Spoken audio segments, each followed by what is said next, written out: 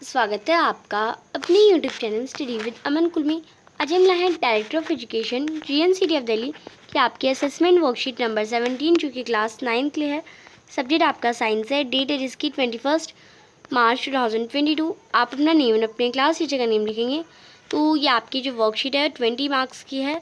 तो साइंस की वर्कशीट है, ग्रेविटेशन चैप्टर से बेस्ड है। फर्स्ट क्वेश्चन है, इफ़ द डिस्टेंस बिटवीन, अगर दो ऑब्जेक्ट का डिस्टेंस जो है वो डिक्रीज़ हो रहा है while the gravitation force between them increase, तो उनका जो ग्रेविटेशनल फोर्स है इंक्रीज़ होगा डिक्रीज़ होगा, एक्सप्लेन भी करिए। तो जो उनका फोर्स है अगर बॉडी का इन्वर्सली प्रोपोर्शनल है square of the distance between, क्योंकि हमें पता है जो हमारा फॉर्मूला होता है F=G m1m2 का स्क्वायर, यही होता है फॉर्मूला हमारा। यहाँ पे लिखा भी है। तो more separation distance will result in weaker gravitational force.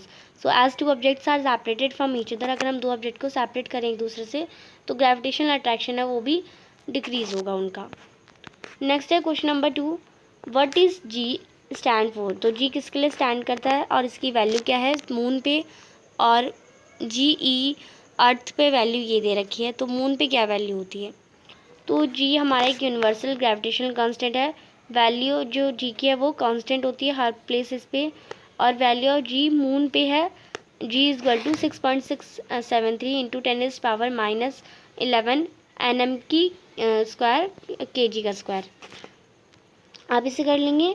Next है क्वेश्चन नंबर 3, एक ऑब्जेक्ट है जिसका मास 12 kg है और वो गिरती है एक एक्सेलरेशन 9.8 मीटर पर सेकेंड -2 टुवर्ड्स द ग्राउंड।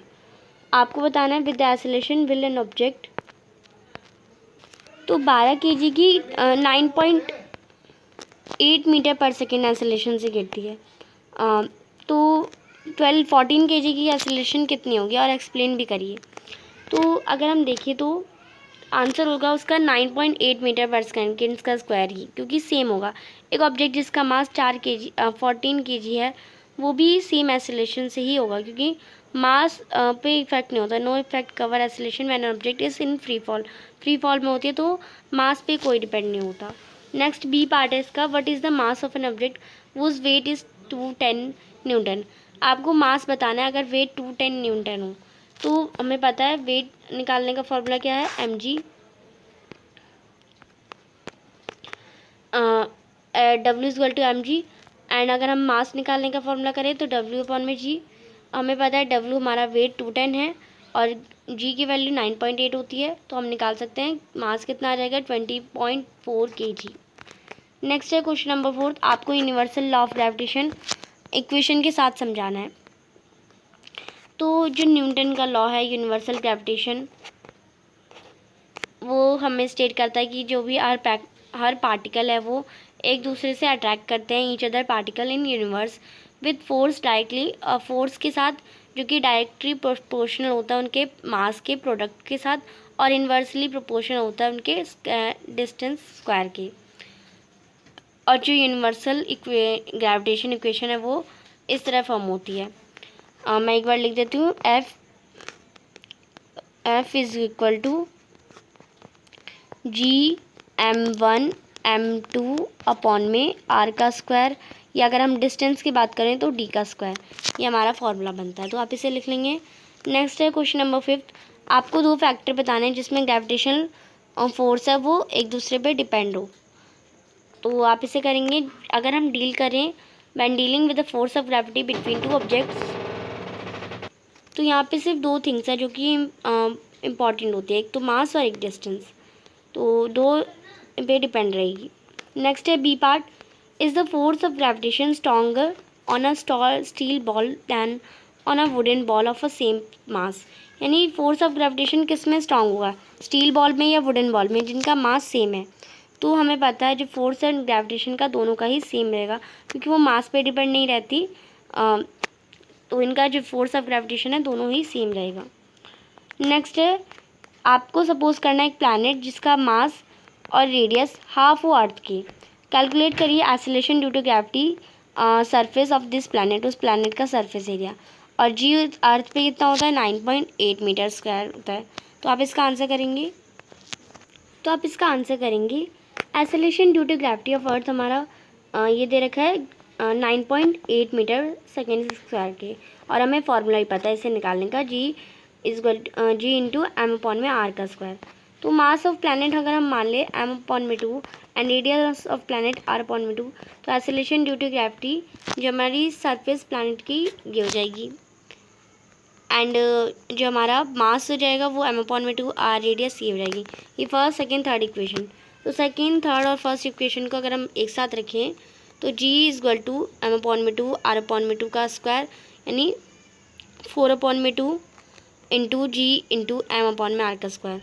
ये हमारा 2 आया, ये हमारा पूरी वैल्यू 9.8 मीटर स्क्वायर। तो इन दोनों को मल्टीप्लाई करेंगे तो 19.6 मीटर सेकेंड का स्क्वायर हमारा आंसर आ जाएगा, जो हमारी ग्रेविटी की वैल्यू हो जाएगी प्लैनेट पे। तो आप इसे कर लेंगे। नेक्स्ट 7th क्वेश्चन है, where is the acceleration due to gravity minimum and maximum on the surface of the earth. तो एक्सेलरेशन ड्यू टू ग्रेविटी कहाँ पे कम होती है, कहाँ पे मैक्सिमम ज़्यादा होती है, अर्थ पे एक्सप्लेन करिए। तो acceleration due to gravity maximum होती है पोल्स पे, और acceleration due to gravity minimum होती है इक्वेटर पे, क्योंकि जो डिस्टेंस होता है सेंटर से वो ज़्यादा होता है पोल्स पे एज अ कंपेयर अगर हम करें तो इक्वेटर से। नेक्स्ट है आपको find the weight of 100 Newton man on the surface of moon, यानी 100 न्यूटन उसका वेट है। आपको सरफेस ऑफ मून में क्या उसका वेट निकालना है, व्हाट शुड बी हीज मास, और उसका मास अर्थ पे क्या होगा, मून पे क्या होगा, जी ई आपको, यानी अर्थ पे ग्रेविटी 9.8 मीटर पर सेकेंड स्क्वायर लेना है, और मून पे ग्रेविटी आपको 1.63 मीटर पर सेकेंड का स्क्वायर लेना है। तो अगर हम इसे करें तो अगर हम पहले वेट निकालेंगे अर्थ पे तो 6 इंटू WM, यानी वेट अगर हम WM हमारा वेट ऑफ मून है, और वेट ऑफ मून निकालने के लिए हमें weight of earth divided by 6 करेंगे, यानी वेट ऑफ अर्थ हमारा 100 है, 100 को 6 से डिवाइड करेंगे तो 16.6 न्यूटन आ जाएगा। मास ऑफ मून निकालने का फॉर्मूला भी हमने पहले ऊपर क्वेश्चन में करा, W is equal to mg। तो एम मास निकालने के लिए W अपॉन में जी, मून पे मास निकालने के लिए 16.6 को डिवाइड कर देंगे मून के ही ग्रेविटी से, तो 1.63 से डिवाइड करेंगे तो 10.2 kg आ जाएगा। अर्थ पे मास हमारा, ऐसे हमने मून पे मास निकाल लिया, अब हम अर्थ पे मास निकालेंगे तो वही फार्मूला वही निकालेंगे, तो 100 को डिवाइड करेंगे 9.8 से तो 10.2 kg हमारा आंसर आ जाएगा, जो कि अर्थ पे मास हो जाएगा, मास ऑन अर्थ। यहाँ पे आप m की जगह ई कर लेंगे, मास ऑन अर्थ। नेक्स्ट तो ये आपकी आज की आप वर्कशीट जो है वो कंप्लीट होती है। आई होप आपको अच्छे से वर्कशीट समझ आ गई होगी। चैनल को अभी तक सब्सक्राइब नहीं किया तो प्लीज़ चैनल को सब्सक्राइब ज़रूर करें, और ज़्यादा से ज़्यादा दोस्तों के साथ शेयर करें। Thanks for watching you, bye bye guys.